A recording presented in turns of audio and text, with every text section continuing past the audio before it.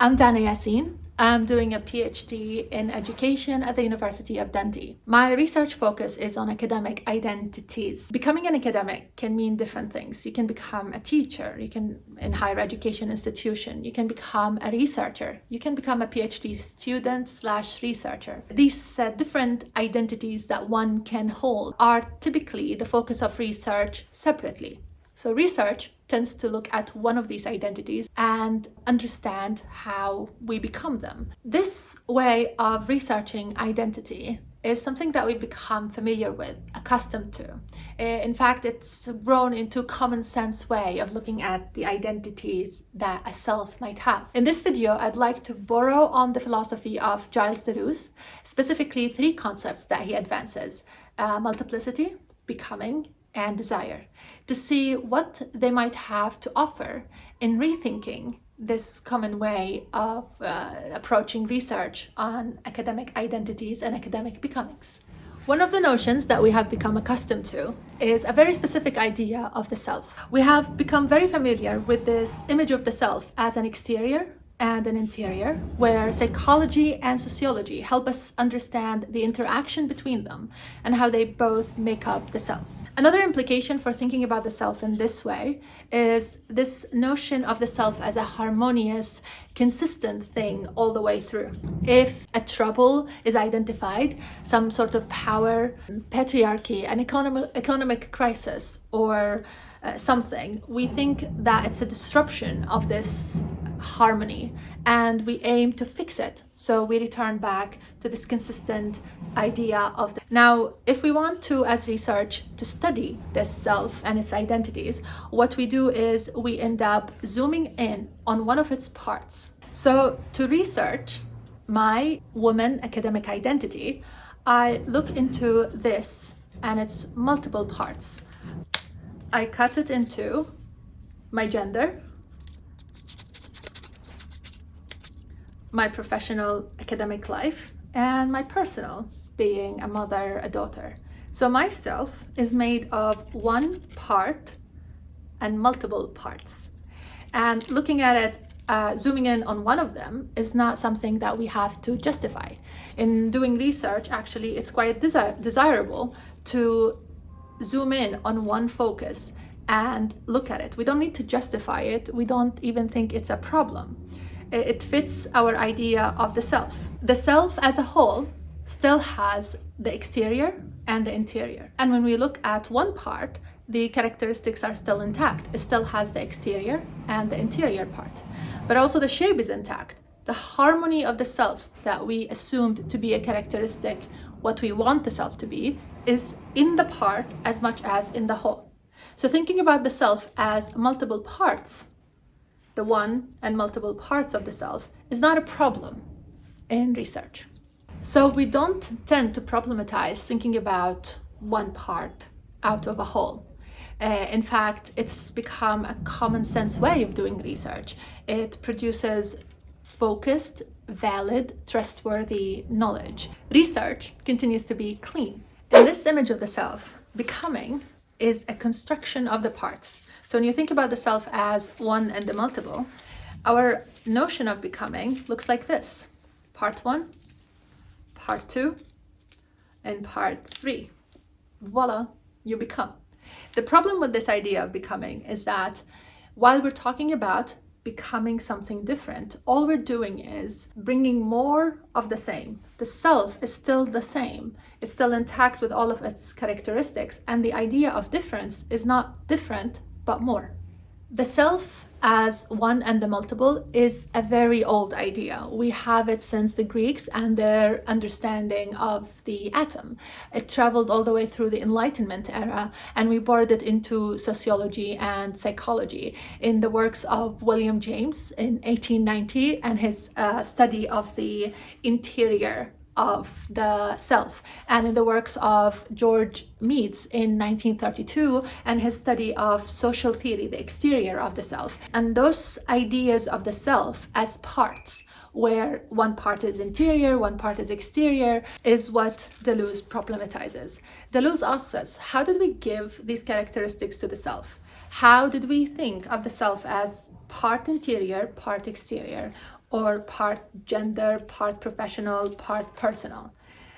These notions, according to Deleuze, are delusions. The self is not this harmonious, consistent, intact thing, but rather it's a multiplicity. Multiplicity is a concept that Deleuze introduces as opposed to the idea of the one and the multiple. The multiplicity is not multiple things, but rather a mixture of things that changes in kind. Let's make this concrete. Let's experiment with this shape. This is called a Mobius strip. Deleuze mentions the Mobius strip in his book, The Logic of Sense, in 1990. The Mobius strip is different from the shape that we looked at because if you notice, the exterior and interior are not intact. They're not separated from each other, but rather they fold and unfold into each other. The exterior becomes the interior and vice versa. This is not the one shape of the multiplicity. This is just one notion of what a multiplicity can look like. There's one very important characteristic that differentiates a multiplicity from a Platonic ideal notion of the self, which is that when you cut a multiplicity, it does not become multiple parts of the same thing. When you cut a multiplicity, it changes and becomes something different. So let's make a cut into this multiplicity.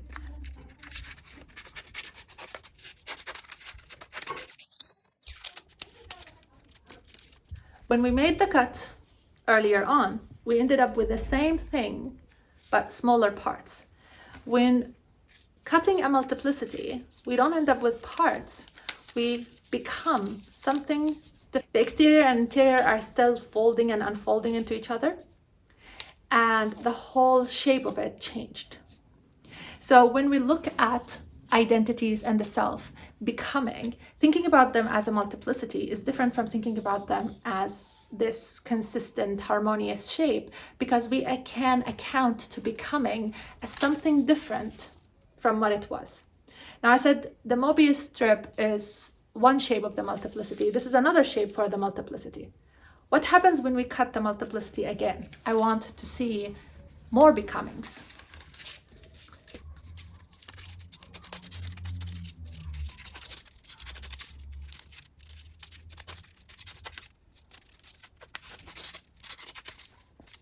We didn't even have the second shape.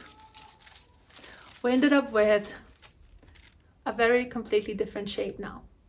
Becoming in a multiplicity, in this image of the self as a multiplicity, it does not become parts of the same thing, but rather changes completely.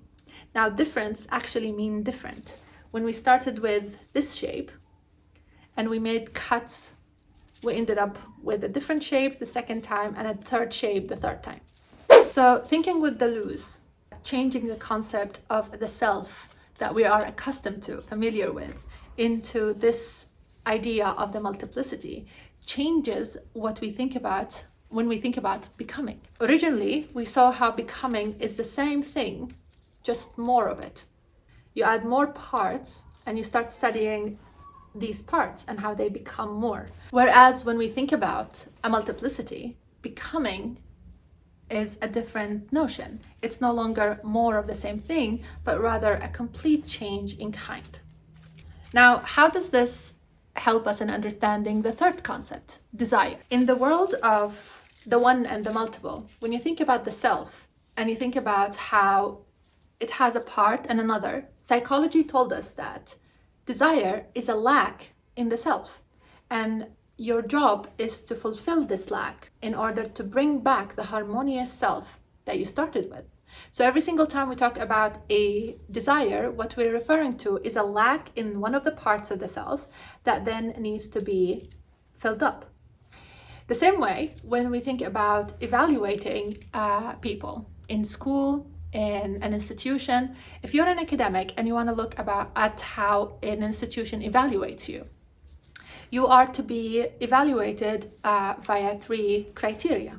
The first part is met, the second part is met, but you are missing, you're lacking in the third one. So you're supposed to fill up that part.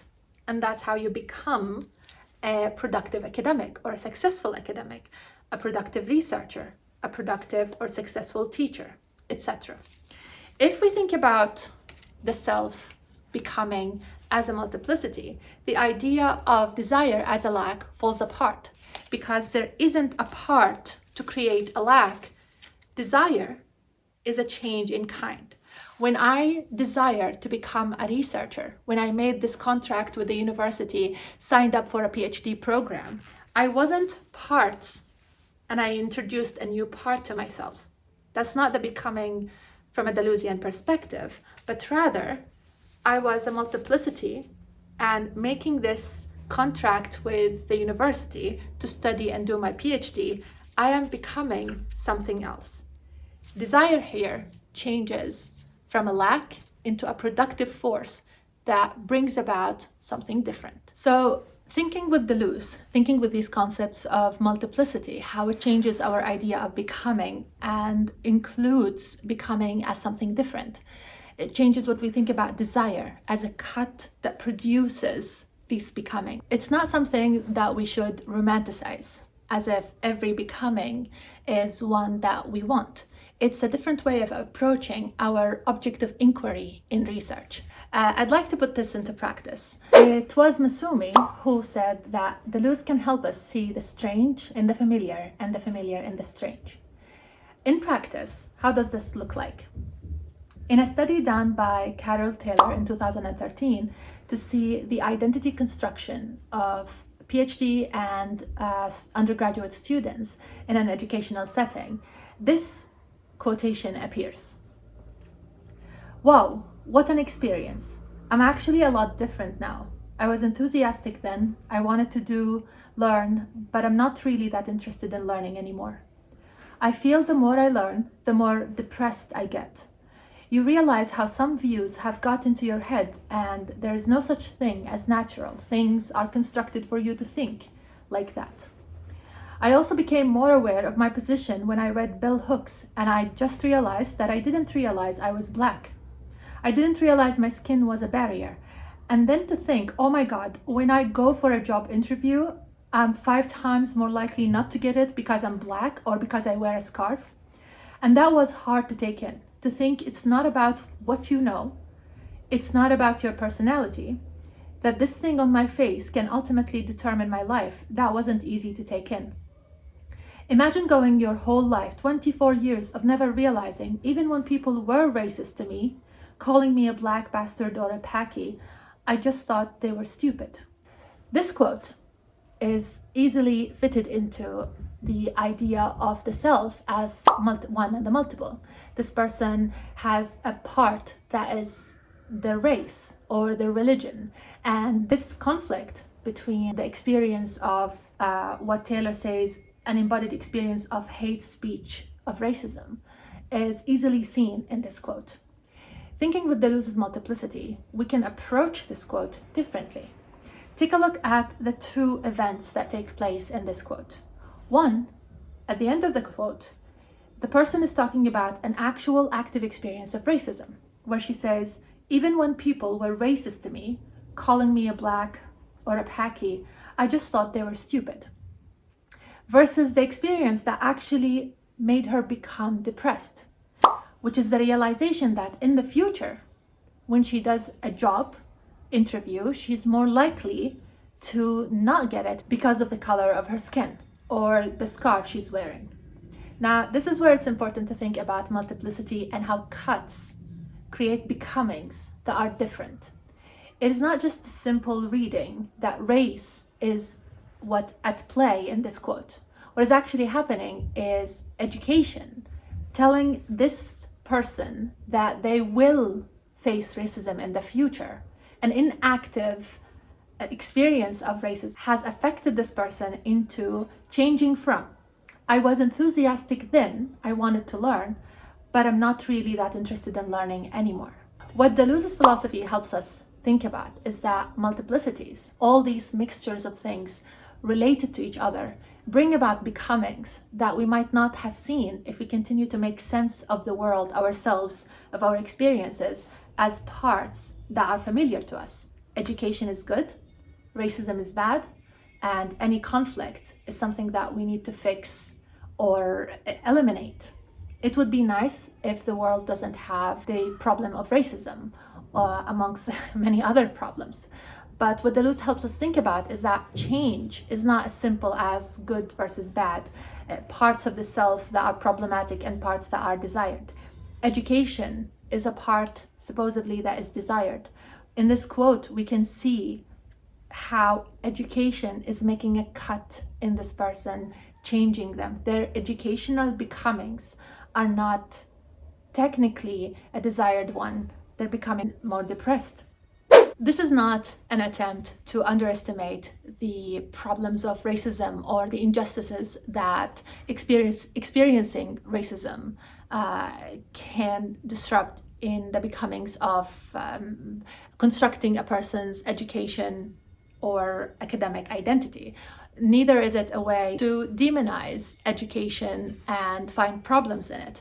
Rather, it's an attempt to look at the relations between these becomings and mapping them out, not looking at them as multiple parts, but rather as a multiplicity that's always in contact, the interior with the exterior, with the before and the after. It's not as simple as one part in conflict with another. Thinking with Deleuze might afford us spaces to look at what might slip in our research practices, because it's not how we familiarly approach our objects of inquiry. It's important to conclude that this is just a simple example. Other researchers have used Deleuze's multiplicities, becomings, and desire in different ways. Rhizoanalyses of Macy's work, or the fourth person singular of Bradley in 2015. The different ways of mapping, accounting for difference, requires us to rethink our ontological positions, epistemological approaches, and methodological applications. Maybe even give up on certain familiar ways of doing research and inventing, experimenting with new ways of looking at ourselves, identities, the world, and the other.